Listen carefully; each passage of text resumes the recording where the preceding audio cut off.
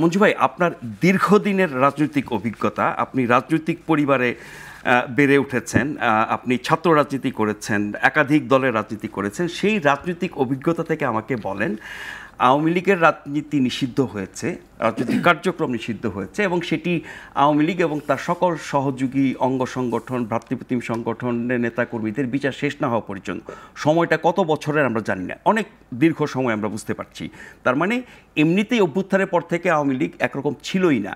আমরা সাইবার স্পেসে তাদের কিছুটা উপস্থিতি দেখতাম, আর কিছু ঝটিকা মিছিল টিছিল দেখতাম। ফলে নিয়মিত রাজনীতি যেটা 8-10টা দল করে, আপনার দল করে, রুমিনাপার দল করে, সেরকম না। ফলে নাই বলা যায়। জাতীয় পার্টি 14 দল থেকেও নাই, নিষিদ্ধ হয় না, কিন্তু দাবি উঠেছে। এভাবে যদি একের পর এক রাজনৈতিক দলগুলো নিষিদ্ধ হতে থাকে, তাহলে দেশের রাজনৈতিক পরিসরটা কি অনেক সংকুচিত হয়ে আসবে? যদি হয়, তাহলে সেই সংকুচিত রাজনীতির পরিসরটা কেমন হতে পারে?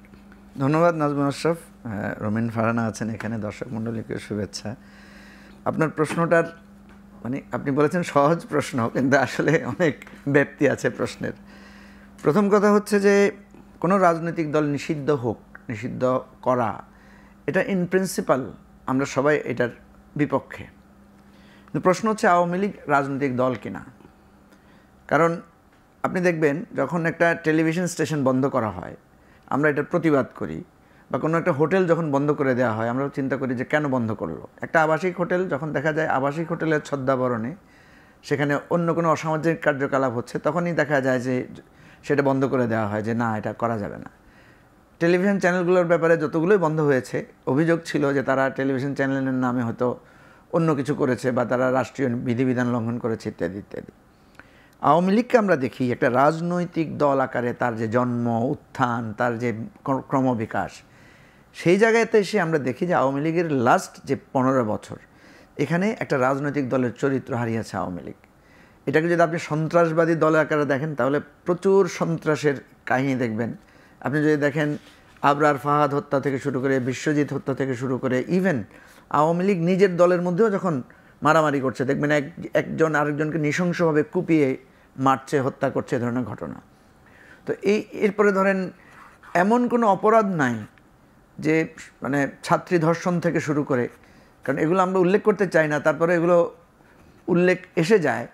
জাহাঙ্গীরনগর বিশ্ববিদ্যালয়ের একটা ঘটনা, যে 100 সেঞ্চুরি উদযাপনের একটা ছাত্রলীগের নেতার যেই নারীদের সম্ভ্রমহানির ঘটনা, এগুলো এক একটা ঘটনা অনেক কিছু বোঝায় যে আওয়ামী লীগের চরিত্র সব দিক থেকে, এবং গণতন্ত্র ধ্বংস করা, কোটি কোটি ডলার, লক্ষ লক্ষ কোটি ডলার পাচার করা, এবং যেটা আমরা বলি মাইলস্টোন, যে শেখ হাসিনা নিজেই বলেন যে আমার পিয়ন 400 কোটি টাকার মালিক।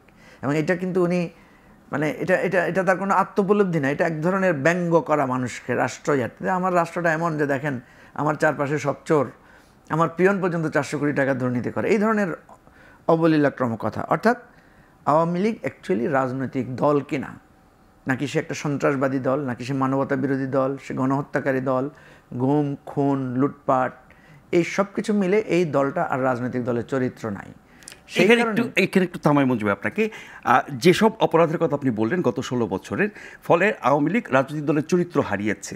এটি একটি সন্ত্রাসী সংগঠন আপনি বলছেন, বা মানে অপরাধীদের সংগঠন, সেটি বিচারিক প্রক্রিয়ায় আদালতের মাধ্যমে প্রমাণিত হয়ে তারপরে নিষিদ্ধ করলে সেটি দীর্ঘস্থায়ী হতো কিনা এই নিষেধাজ্ঞা, আর যেভাবে করা হয়েছে সেটির স্থায়িত্ব আসলে কতটুকু হতো? এখানে হয়েছে কি, আমরা কিন্তু আমাদের দাবিটা এটাই ছিল, এবং সোফার আই নো বিএনপিরও একই রকম দাবি ছিল। আমরা মনে করি আমরা কারো ফাঁসি চাইতে পারি না, আমরা কারো নিষিদ্ধ চাইতে পারি না, বিচার চাইতে পারি, ন্যায় বিচার। হ্যাঁ, বিচারের জন্য আমি প্রেয়ার করবো। ধরুন আমি আপনার বিচার চাই, আমি আদালতে বলবো যে ওনার, আমি এই বিচার হিসেবে আমি ওনার ফাঁসি চাই, বা ওনার জেল চাই, বা ওনার নিষেধাজ্ঞা চাই। তো সেজন্য আমরা কিন্তু অল এলং বলেছি যে আমরা একটা বিচার চাই এবং বিচারিক প্রক্রিয়ায় চাই। এখন দেখেন এখানে যে জায়গাটা এসেছে, সবাই কিন্তু বলেছে আওয়ামী লীগের বিপক্ষে আমাদের যে যে অভিযোগগুলো, সেই অভিযোগগুলোর আলোকে আমরা বলেছি এটার একটা ন্যায্য বিচার প্রক্রিয়া আওয়ামী লীগকে নিষিদ্ধ করতে হবে। এখন আমাদের রাষ্ট্র ব্যবস্থা যেটা হয়েছে, আওয়ামী লীগের বিরুদ্ধে যে জনরায়টা, জনক্ষোভটা হয়েছে, সরকার আওয়ামী লীগকে দেখেন, সরকারের বক্তব্য কি, সরকার বলছে আমরা নীতিগতভাবে আওয়ামী লীগ নিষিদ্ধের পক্ষে না, এতদিন বলেছে। কিন্তু বাস্তবে আমরা দেখতে পাচ্ছি আওয়ামী লীগ যখন মিছিল করছে তখন পুলিশ গিয়ে লোকদেরকে অ্যারেস্ট করছে। আওয়ামী লীগ যখন কোথাও সভা সমাবেশ করছে সেখানে মানুষ গিয়ে অ্যাটাক করছে, ধরে পুলিশকে দিচ্ছে, পুলিশ অ্যারেস্ট করছে, যেটা আমরা গত প্রায় 15-16 বছর ধরে বিএনপি বা জামাতের উপর দেখেছি। বিএনপির লোকদের অফিস থেকে লোকদেরকে ধরে নিয়ে গেছে, কোনো মামলা ছাড়া গ্রেফতার করেছে, মামলা নাই তারপরও আদালত মানে কোর্টে এয়ারপোর্টে আটকিয়েছে, যেতে দেয় নাই। আর জামাতের ব্যাপারে তো আছেই, জামাতকে নিষিদ্ধ না করে দেখা যাচ্ছে যে নিষেধাজ্ঞার মতো করে জামাতের সাথে আচরণ করেছে। আমরা রাতারাতি একটা নতুন বাংলাদেশ তো পাবো না, আমাদের একটা প্রত্যাশা যে আমরা এই জায়গাটাকে সরে আসতে চাই। এখন সরকার যে কাজটা করেছে সেটা হচ্ছে তারা কিন্তু একটা বিচারিক প্রক্রিয়ার মধ্যে গেছে। প্রথম কথা হচ্ছে লাস্ট যারা যেটা করেছে যে আইসিটি আইনে যেটা তারা প্রথমে দেয় নাই দলের বিচার, এখন তারা দলের বিচারটাকে অন্তর্ভুক্ত করেছে। ফলে আমাদের যে দাবিটা যে আওয়ামী লীগকে একটা আইনি বিচার প্রক্রিয়ার মধ্যে দিয়ে তার শাস্তি চাই আমরা, তার ব্যাপারে একটা সেই ব্যবস্থা তো যাওয়া যেত, সেই ব্যবস্থা গিয়েছে।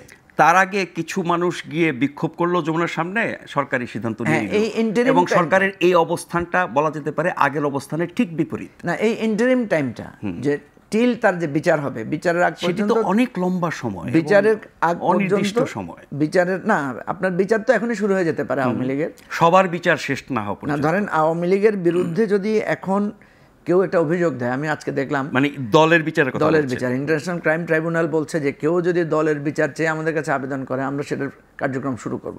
এখন ধরেন ইমিডিয়েটলি কেউ আওয়ামী লীগের বিচার কার্যক্রম চেয়ে যে আওয়ামী লীগের এই গণহত্যাকারী দল, এরা এই ক্ষতি করেছে, এই জন্য ইনহিউম্যানিটি মানে এগেইনস্ট হিউম্যানিটি, না এটা কি বলেন আপনারা, মানবতা বিরোধী অপরাধ, মানবতা বিরোধী অপরাধের জন্য আপনি আওয়ামী লীগকে অ্যাকিউজ করে যদি আপনি দেন তাহলে তো এটার রায় ধরেন এটার বিচার প্রক্রিয়া শুরু হয়ে যেতে পারে এখনই।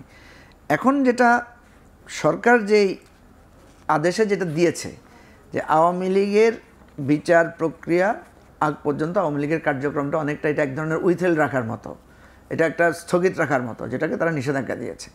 এই জায়গাটাতে আমি দুইটা জিনিস দেখি। একটা হচ্ছে যে যেভাবে ল অ্যান্ড অর্ডার সিচুয়েশন সরকার ফেস করতে পারছে না, আওয়ামী লীগ কোথাও মিছিল করলে আপনি দেখেন বিএনপি এবং জামাত কিন্তু রিপিটেডলি বলছে আওয়ামী লীগ নিষেধাজ্ঞা আমরা চাই না, কিন্তু কোথাও যদি আওয়ামী লীগের মিছিল বের হয় সবার আগে কিন্তু বিএনপি জামাতের লোকেরাই গিয়ে সেখানে অ্যাটাক করছে বা তাদেরকে প্রতিরোধ করছে, বা এনসিপির লোকেরা গিয়ে প্রতিরোধ করছে। এবং আমি সেদিনও দেখলাম আমাদের ধানমন্ডিতে একটা লোককে ধরে পুলিশে দিয়েছে লোকেরা যে আওয়ামী লীগের সন্ত্রাসী ক্যাডার ইত্যাদি ইত্যাদি বলে। তো আমরা যখন পুলিশের সাথে কথা বললাম, পুলিশ বললো যে তার ব্যাপারে স্পেসিফিক মামলা না থাকলে আমরা কীভাবে ধরবো।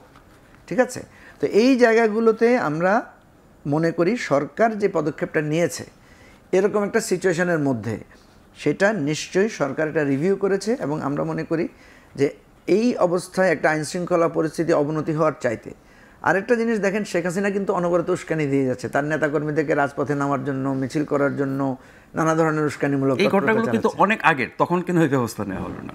হ্যাঁ, এই জন্যই এই দাবিগুলো কেন হয়েছে দেখেন, এই জায়গাটা ট্রিগার করেছে কখন, যখন আব্দুল হামিদ সাহেব দেশ ত্যাগ করলেন। এই ঘটনাকে কেন্দ্র করে কিন্তু এই দাবিটা ট্রিগার করেছে, ছাত্ররা বা ছাত্র জনতা গিয়ে ঘেরাও করেছে, আমরাও তাদের সাথে সহমর্মিতা জানিয়েছি। এই জায়গায় যে একজন লোক তার বিরুদ্ধে মামলা নাই, তার বিরুদ্ধে বর্ডার ক্রস করার জন্য কোনো নিষেধাজ্ঞা নাই, কিন্তু তিনি চলে যাওয়ার পরে প্রতিষ্ঠান বা প্রশাসন বলছে যে তিনি কিভাবে গেলেন এটা আমাদের তদন্ত করে দেখতে হবে, এবং ইতিমধ্যে কয়েকজনকে কিন্তু সাসপেন্ডও করা হয়েছে। তাহলে সরকারের এই যে দোদুল্যমান অবস্থা, এই জায়গায় আমরা সরকারকে একটা চাপ দিয়েছি বা সরকারের কাছে আমরা একটা দাবি দিয়েছি যে আপনাকে এটা ক্লিয়ার করতে হবে either Awami League is acceptable or Awami লীগের কার্যক্রম নিষিদ্ধ করলে আপনি এখন অসুবিধা নাই, এখন আমরা জবাবদিহিতা নিতে পারি। একটু বোঝার জন্য সাবেক রাষ্ট্রপতি আব্দুল হামিদের দেশের বাইরে চলে যাওয়া আর আওয়ামী লীগের নিষেধাজ্ঞা, তিনি কি কোনো তৎপরতা চালিয়েছেন এই 5ই আগস্টের পর থেকে? না, আমরা যেটা জেনেছি ওনার বিরুদ্ধে একটা বিস্ফোরক দ্রব্য আইনে একটা মামলা আছে, আরো অনেক মামলা আছে। মামলার থাকা অবস্থায় উনি যেতে পারেন কি না যেতে পারেন এটা একটা বিষয়। আমরা যাওয়ার ক্ষেত্রে আমরা জানি যে আদালতে নিষেধাজ্ঞা লাগে। হ্যাঁ, আমরা যেটা দেখেছি যে আদালতের কোনো নিষেধাজ্ঞা নাই বলেছেন তারা সেখানে।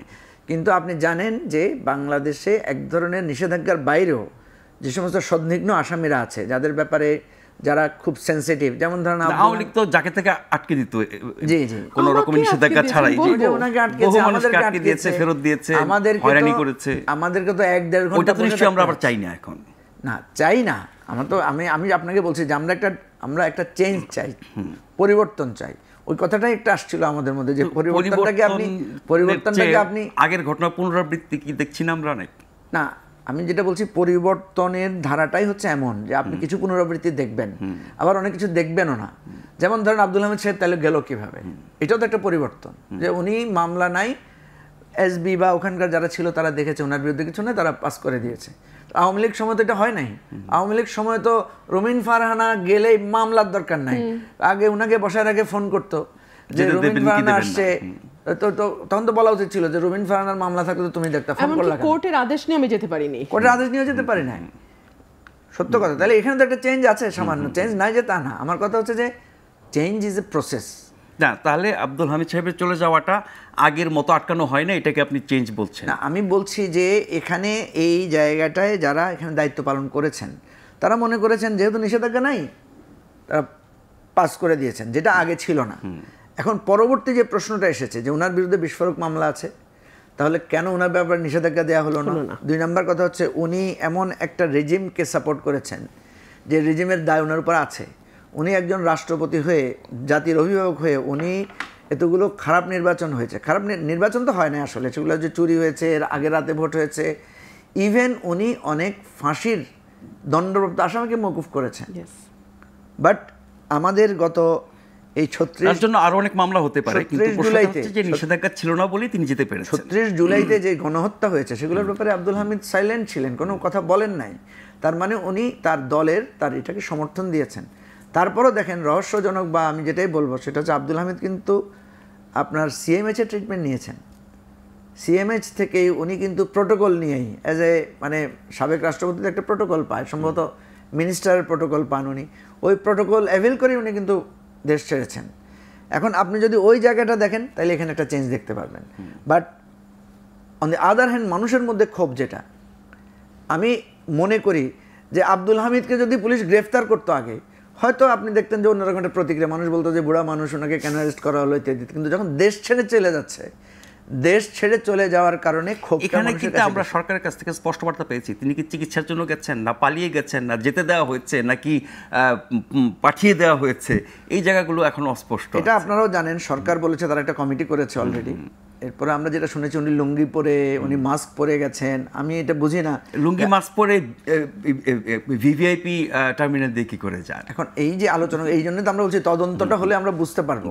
এবং ভিভিআইপি টার্মিনাল তো উনি ইউজ করতে পারেনও না, উনি বড়জোর ভিআইপি অ্যাক্সেস নিতে পারেন। ভিভিআইপি টার্মিনাল ইউজ করা তো স্পেশালি আমরা জানি যে শুধুমাত্র রাষ্ট্রীয় অতিথিদের ক্ষেত্রে করা হয়।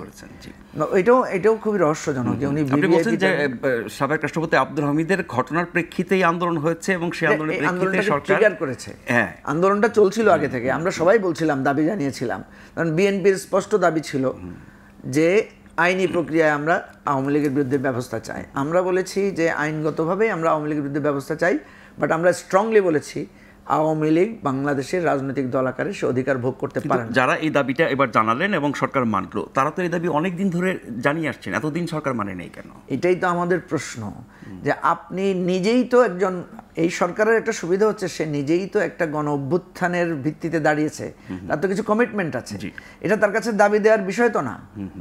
আপনি দেখেন 5ই আগস্টে যেখানে শেখ হাসিনা পালিয়ে যেতে বাধ্য হলো, সবাই পালিয়ে গেল, একদম তার চালা চমুন্ডা থেকে শুরু করে ছোটখাটো। এটাকে কি পালিয়ে যাওয়া বলবেন নাকি পাঠিয়ে দেওয়া বলবেন?